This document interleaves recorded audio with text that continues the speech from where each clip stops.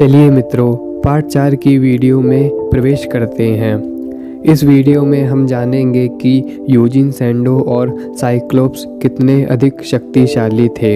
इससे पहले की तीनों वीडियो की लिंक डिस्क्रिप्शन में दी गई है, आप वहां जाकर देख सकते हैं। आज की वीडियो में हम जानेंगे कि सैंडो कितने शक्तिशाली थे। तो यूजीन सैंडो कहते हैं कि 18 और 21 वर्ष के बीच मेरे जीवन के वर्षों को इस टिप्पणी के साथ जोड़ा जा सकता है कि मैंने एक एथलीट और एक पहलवान के रूप में लगातार ताकत हासिल की और इसी समय कुछ बलशाली प्रदर्शन भी देखे। 1889 में सैंडो की मुलाकात एक कलाकार से हुई जिसका नाम आब्रे हंट था। उन्होंने यूजीन सैंडो का एक चित्र बनाया जिसमें यूजीन सैंडो को रोम के ग्लैडिएटर के रूप में चित्रित किया गया था, क्योंकि यूजीन सैंडो की काया ही इतनी सुंदर और सुदृढ़ थी।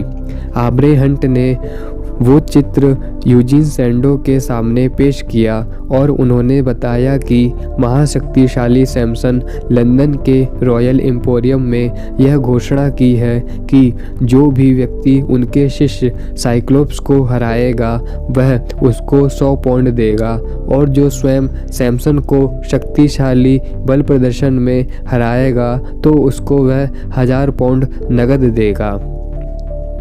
आब्रे हंट ने यूजीन को सुझाव दिया कि यूजीन सैंडो को चुनौती स्वीकार करनी चाहिए। यूजीन सैंडो और आब्रे हंट दोनों ही उसी समय पानी के जहाज द्वारा लंदन के लिए रवाना हो गए। वहां लंदन पहुंचकर यूजीन सैंडो अपने गुरु प्रोफेसर अटीला से मिले। प्रोफेसर अटीला भी बहुत ही अधिक शक्तिशाली थे।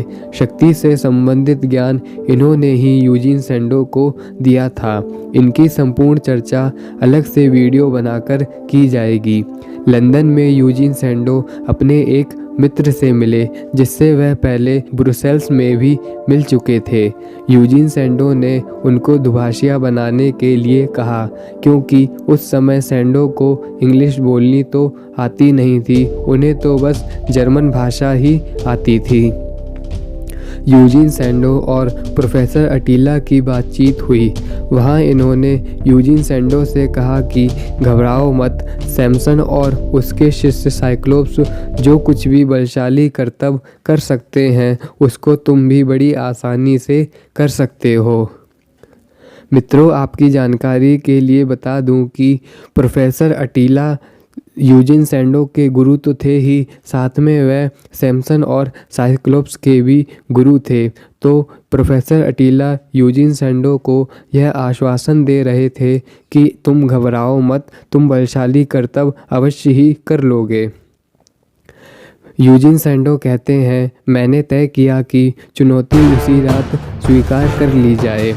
मिस्टर एल्बर्ट फ्लेमिंग यूजीन सैंडो के एजेंट बने। फिर तीनों चारों मिलकर एक्वेरियम में गए। फिर वहाँ सैमसन मंच पर आए और उन्होंने अपनी चुनौती को दोहराया और मिस्टर एल्बर्ट फ्लेमिंग ने चुनौती को स्वीकार कर लिया। तब सैमसन की तरफ से और मिस्टर एल्बर्ट फ्लेमिंग की तरफ से 100 पाउंड का नोट ले लिया गया और उसको एक्वेरियम के प्रबंधक कैप्टन मोल्सवर्थ के पास सौंप दिया गया। आगे यूजीन सैंडो कहते हैं कि मेरे कदम मंच की तरफ बढ़ रहे थे। मैंने रात को पहने जाने वाला कोट पहन रखा था जिसमें बाहर से मेरी काया का हिसाब लगाना बहुत ही असंभव था। वहाँ दर्शक गणों की आवाज़ें आने लगी कि सैमसन, इसका आपसे कोई भी मुकाबला नहीं है, क्योंकि मित्रों यूजीन सैंडो ने जो कोट पहन रखा था उस वजह से वह बहुत ही दुबले पतले लग रहे थे। इसी वजह से दर्शकगण यह शोर कर रहे थे कि सैमसन, इसको छोड़ दो, इससे आपका कोई भी मुकाबला नहीं है, यह तो एक बालक है। दर्शकगणों का व्यवहार ऐसा इसलिए था क्योंकि इससे पहले कोई भी सैमसन को बलशाली मुकाबले में चुनौती नहीं दे पाया था, क्योंकि सैमसन और साइक्लोप्स के करतब ही इतने शक्तिशाली थे। लेकिन इस नए बालक ने आकर सैमसन को चुनौती दे डाली और सैमसन खुद यूजीन सैंडो को देखकर हंस पड़ा।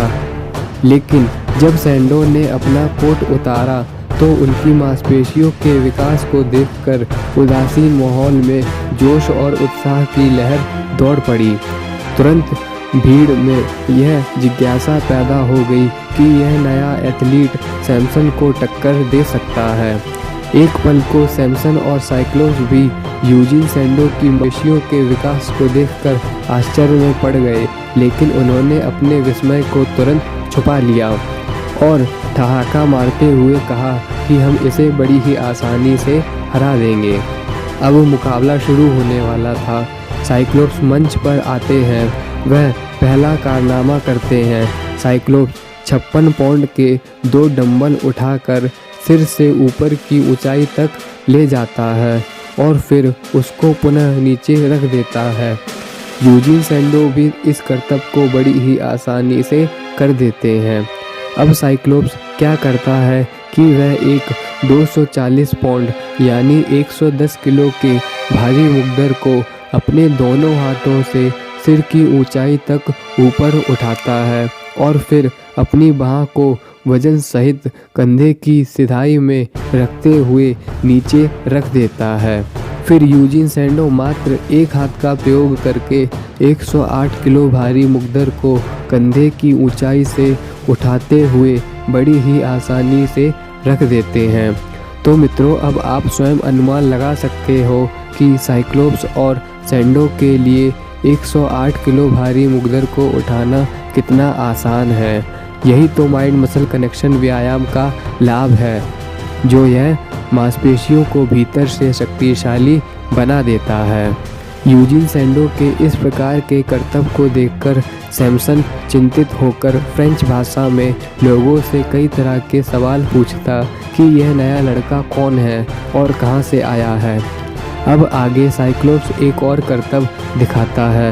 वह एक हाथ से 210 पाउंड यानी 100 किलो वजन वाली एक डंबल लेता है, जिसको वह हाथ की लंबाई तक बढ़ाता है और दूसरे हाथ में 100 पाउंड यानी 48 किलो भारी वजन को सिर की ऊंचाई तक उठाता है। यानी उस समय साइक्लोप्स ने लगभग 150 किलो वजन संभाल रखा था, लेकिन यह तो ताकत की केवल शुरुआत मात्र ही थी। ठीक इसी प्रकार का करतब यूजीन सैंडो ने भी दोहरा दिया। यूजीन सैंडो को लगा कि मैं प्रतियोगिता जीत चुका हूँ, लेकिन सैमसन ने कहा कि अभी मुकाबला और चलेगा जब तक दोनों में से कोई एक थक ना जाए। सैमसन कहते हैं अभी साइक्लोप्स 2 करतब और करेगा। यदि सैंडो उसको दोहरा दे तो पैसा उसका हो जाएगा। मुकाबला आगे और चलता है। अब साइक्लोप्स क्या करता है कि वह अपनी पीठ पर 240 पाउंड का वजन रखवाता है, जिस पर 2 व्यक्ति और बैठे हुए होते हैं। फिर अचानक से व्यक्ति हट जाते हैं और साइक्लोप्स उस वजन को लेकर संभालता है। यूजीन सैंडो ने भी ऐसा करतब करके दिखा दिया। अब साइक्लोप्स के पास अंतिम मौका था। मंच के किनारे एक बड़ा पत्थर रखा हुआ था, जिसका वजन 500 पाउंड था यानी 250 किलो के लगभग, जिस पर 200 पाउंड वजन और रखा हुआ था। इस पत्थर की तरफ 2 कुर्सियां रखी हुई थी और साइक्लोप्स अपने दोनों पैरों को एक एक कुर्सी पर रखते हुए अपनी बीच की उंगली में जंजीर को फंसाकर जमीन से उस सारे वजन को 4 इंच ऊपर तक उठा देता है, जिसका पूरा वजन लगभग 250 किलो के आसपास था। अब यूजीन सैंडो की बारी आती है। यूजीन सैंडो ने भी इस करतब को बड़ी ही आसानी से करके दिखा दिया। मित्रों, अब आप स्वयं अनुमान लगा सकते हैं कि यूजीन सैंडो और साइक्लोप्स कितने शक्तिशाली थे। साइक्लोप्स अपनी बाइसेप्स में जंजीर को फंसाकर भी तोड़ देते थे। यह सारा लाभ मांसपेशियों के ठीक प्रकार से व्यायाम द्वारा ही संभव हो पाया था, क्योंकि उस समय के बलवान पुरुषों को यह भलीभांति ज्ञात था कि शक्तिशाली बनने के लिए मन और मांसपेशियों का व्यायाम किया जाता है।